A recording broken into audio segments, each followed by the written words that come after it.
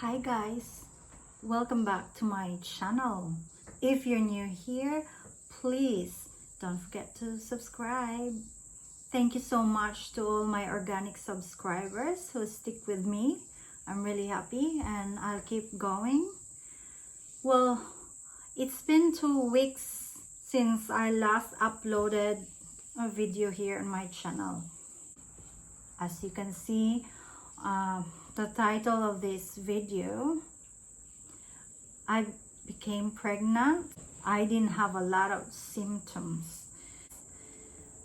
So I know for sure, like exactly when I was inseminated, last part of December. I developed for the first time in my entire married life here in Australia, I developed a reflux. Every time I eat oily foods. January 13 it started. I might have goiter, so I was like self-diagnosing, but it wasn't the case. I went to Inut Hot Spring, that was on the 8th. I had reaction to a squid that I've been eating, so I had like my body was really hot, and then my lips were swollen. Those things happened before I knew that I'm pregnant. January 27, 2 days before my scheduled laser hair removal, I know that they won't treat me if I'm pregnant. So I decided to have a pregnancy test, because I did previous 2 pregnancy tests like the 2 days after I missed my period, negative. I have another pregnancy test, I think 5 days after, still negative. I think I might have put the test in the urine for longer than 5 seconds, so I think it's like a minute or 2. You're supposed to put it like 5 seconds and then took it, wait for 3 minutes before reading. So when I bought a pregnancy test, there's only one test. I read the instructions carefully. I dip it 5 seconds, remove it, and I have to alarm myself because we have guests that time. 3 minutes, I have the alarm beeping, and it came out positive. I was shocked. For the first time in more than 15 years of marriage, that was my first pregnancy. I showed my husband the test. Mixed emotions, everyone, my friend Jessica and her husband Matt, they're all there and they were like overjoyed. And yeah, that time I didn't know what to think.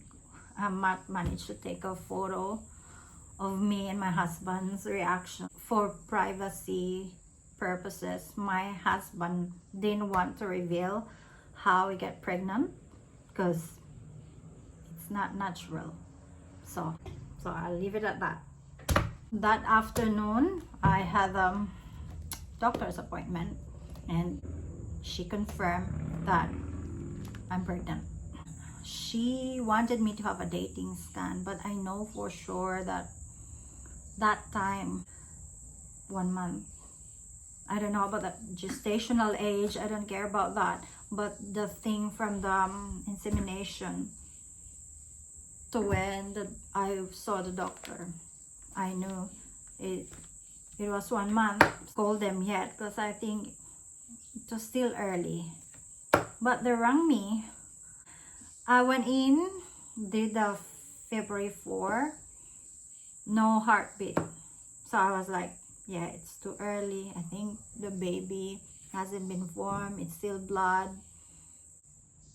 And based on my reading, Googling it, and based on the some other YouTube videos that I looked, that's too early and there's no need to worry about it.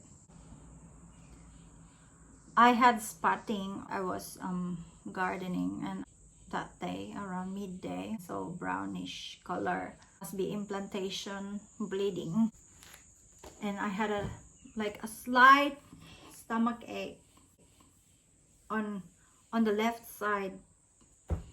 On the 18th of February, I have another ultrasound. And that ultrasound, it didn't detect any heartbeat. The crown rump length was 6.7. I had HCG on the 28th of January, 19th of February, and 23rd of February. Those are the dates for my HCG blood test. On the 24th, we went to another imaging center. They don't have any available dates that time, but I really needed to go because I have a doctor's appointment on the 25th. So I went to another location, the imaging center. On the 24th, the fetus didn't measure 6.7. Now the crown rump length measured 5.3 mm. It has decreased since the previous ultrasound. Look, I didn't have any cramping, and this will be a graphic photo that I will show you. On the 22nd, that was the first time that I can see it looked like a blood clot, but a tiny blood clot on the 22nd. And on the 24th, which I have a scan, so they told me that the fetus shrunk to 5.3. There's no heartbeat. The findings could be suggestive of a missed abortion. It says in the report here. It's still really painful to see, but that's the report here. So my husband started like crying and sobbing, and I told him, I'm sorry, we lost the baby. That night at around 6 o'clock, I saw bleeding. I've seen bleeding on the 22nd and on the 24th, but a tiny bit of bleeding. When I wipe it, that's it. But on February 25, I want to see my doctor. So she was sorry for what happened. I have a miscarriage, so there's no symptoms at all. That's what we call miscarriage. And she ordered me immediately to proceed to the emergency department in the hospital close to us here. She said she already talked to the doctor, and they already informed the theater as well. So I went into the emergency department, and yeah, I managed to get in quickly. I reckon it is a matter of urgency because I don't know when my baby died. The doctor just told me that the baby died in between my second ultrasound and a third ultrasound. So I've been walking around with a dead fetus in my body. So I went in to see the doctor. Well, so she informed me what are my options in order to, like, yeah, I don't want to say get rid of the fetus, how to expel the fetus from my body. I don't know if that's the right term. She said my first option was to, like, let it go out naturally, let go out from my body naturally. And I'm thinking that won't happen because I didn't have any cramping, and my bleeding was just twice, so it was slow process. So I said no, I'm not gonna do it naturally. And the next option was to do it with the medical management. I have to take a pill, and then that will induce the bleeding and the cramping, and I'm not prepared to do that. I'm scared of, like, what will happen to me and my husband's reaction, because my husband have a heart condition and I don't want him to deal with that. The stress won't be good for both of us, because I'm also scared of blood. So the next option which I took is a DNC. She said the following day they can do it at 8:30, and I have like the initial internal exam, so she made me sign a consent form, and then I talked to my anesthetist.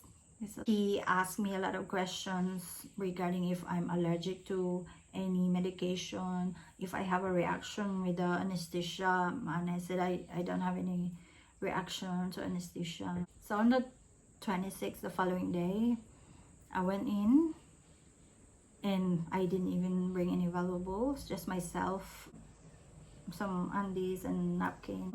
And they said, your operation will be moved to 10:30 if I'm okay with that. And I said yes. And then that's when I prayed that, you know, it's really hard to let go of each other. I touched my tummy, said it's really hard to let go of you, my baby. I have to move on and accept the fact that I lose you, and praying and me come and comfort me. I went in for my surgery. I have 2 doctors, 2 nurses. I have 1 student nurse observing, and yeah, I allowed that. And there's my anesthetist. So I think a total of 6 medical professionals. I went in the public hospital here in Australia, in Queensland, and it was free of charge. I'd like to thank all my doctors, my nurses, my anesthetist, and the student nurse who really kept me comfortable. And you did a really great job. You know, if I'm the Prime Minister of Australia, I'll give a salary increase to all of you. You're really wonderful. You've done an amazing job for the community. I hope you look after yourself too. I have balloons here. This is from Buds and Blossoms. This afternoon I'm going to release this as a memorial for my baby. And I also have a garden designated for my baby. Well, we already have a baby statue, so I made sure that I bought new plants. I have new rose. It's a miniature rose. I was wanting to buy a white one, but then they don't have anything available but pink. I was leaning towards like thinking that my baby was supposed to be a baby boy, because I was really strong that time. I even lifted, yeah, it was heavy, box aircon, because our friend showed up on the 26th January, and he was asking if I could help him load it in his ute, and I did. But I did have the lighter part, but still, you know, they said when you're pregnant you don't really lift anything heavy. But I tried to help him. I didn't know. Yeah, so, and I always would go to the transfer station with our dogs, even if we don't have any rubbish. I try to like get some weeds out of the garden and go to the transfer station. Yeah, I felt funny. I've been all over the place last January. My craving was, I even wanted to eat my first craving, the fish in the aquarium at the doctor's office. Of course, that's not possible. And that's the only thing that I didn't eat. My husband was really wonderful, providing me with whatever craving I have. If you're experiencing miscarriage like me, I'm so sorry for your loss. You know, we're not alone.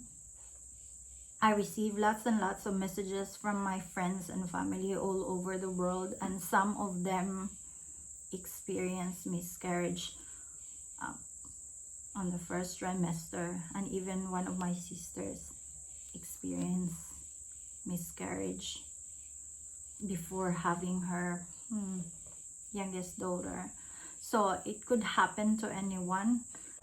Thank you so much for all who supported me with my pregnancy journey. You mean a lot to me, especially to my friend Jessica, who's always there for me, like, yeah, feeding me, making me beef soup, providing me with snake greens, and also my sister.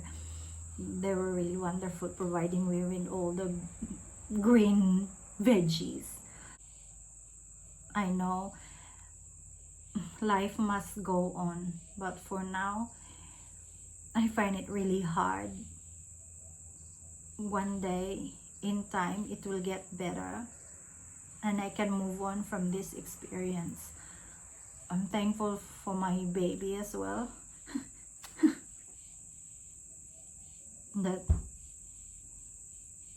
yeah, I'm thankful for my baby that, I don't know, he or she has given me a chance to become pregnant and experience how is it like to be, how was it like, I always say it in the present tense, how is it like to be experiencing a reflux, a craving and bloating, that I couldn't even sleep at night because if every time I lie down my food was like coming to my throat.